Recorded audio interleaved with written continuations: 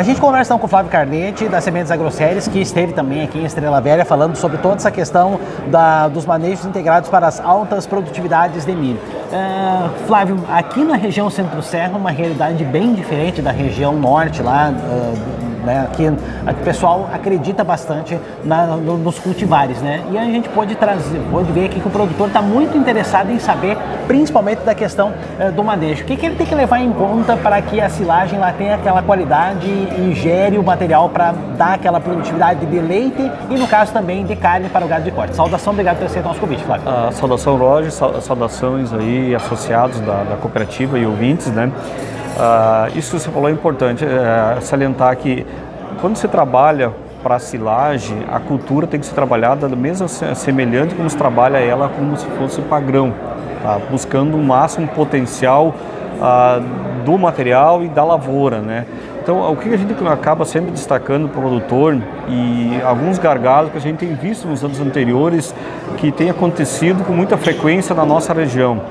Principalmente se destacando na questão de dessecações de pré-plantio, que muitas vezes lavouras que não têm tido um bom manejo, têm sobrado, principalmente na nossa região, um pouco de azevém, e isso comprometendo um pouco o resultado final e dificultando uma boa qualidade também de plantio, né?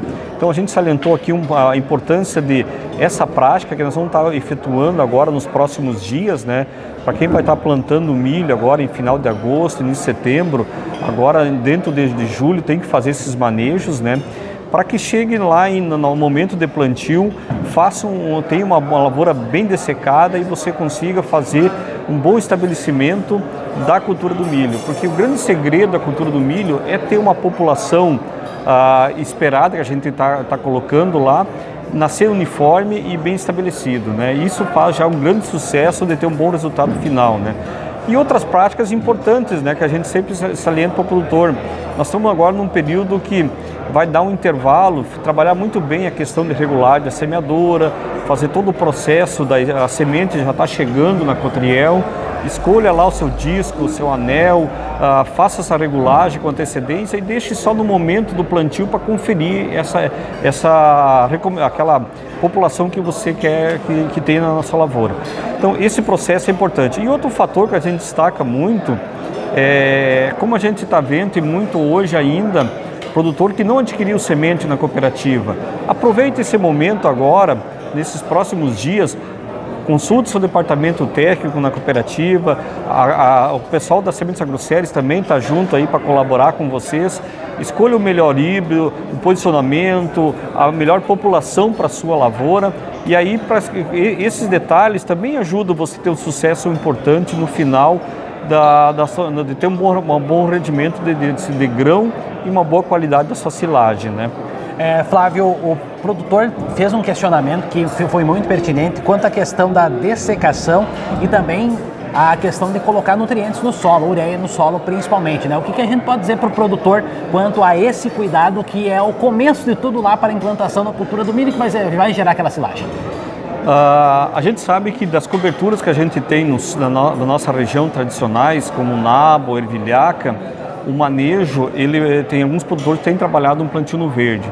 O plantio do verde, ele assim, pode ser realizado? Pode, a gente sabe, tem vários produtores que já utilizam essa técnica, né? Só tem que ter alguns cuidados básicos, né? Principalmente é que essa cobertura seja manejada ou rolada ou cortada com a semeadora, para não deixar que ela vire um competidor para a cultura do milho na fase inicial, tá? Outra questão que a gente destaca para o produtor no plantio do verde é que você tem que ter uma atenção muito maior no detalhe da plantabilidade e na questão de manejo principalmente de pragas, né?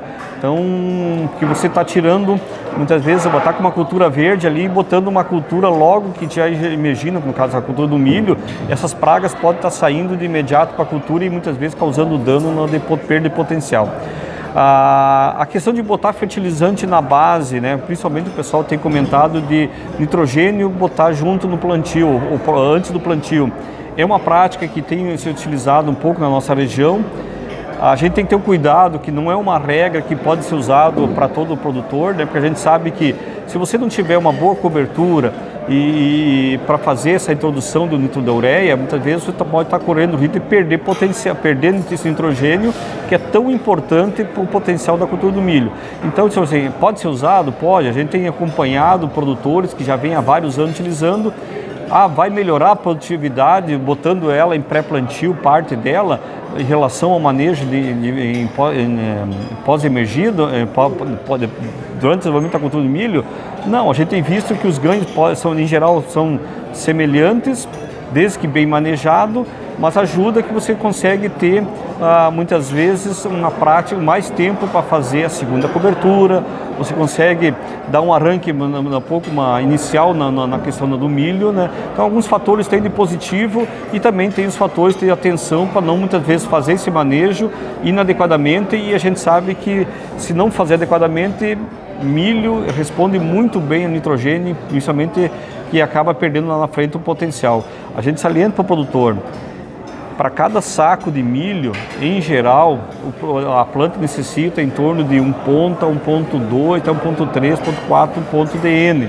Então, para aquele produtor que está pensando em uma lavoura de 200, 250 sacos, ele vai ter que botar aí ali em torno de 450, 500 quilos no caso da ureia, diminuindo um pouco para a questão da básica, que bota em torno de 30, 35%, mas é importante a questão do nitrogênio.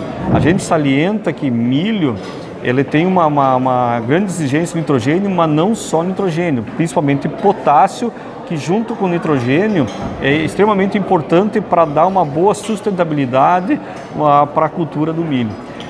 E quando se trabalha para silagem, a atenção é muito maior, que você está levando muito desse nutriente na palha. Então, o potássio ele fica muito aderido à palha. Se você fizer silagem, está levando basicamente todo ele. Então, uma atenção um pouco diferenciada em termos de adubação para essas culturas, quando você pensa silagem também, né? Muito bem, esse é o Flávio Carbete, da Sementes Agroceres, que esteve também palestrando aqui no município de Estrela Velha.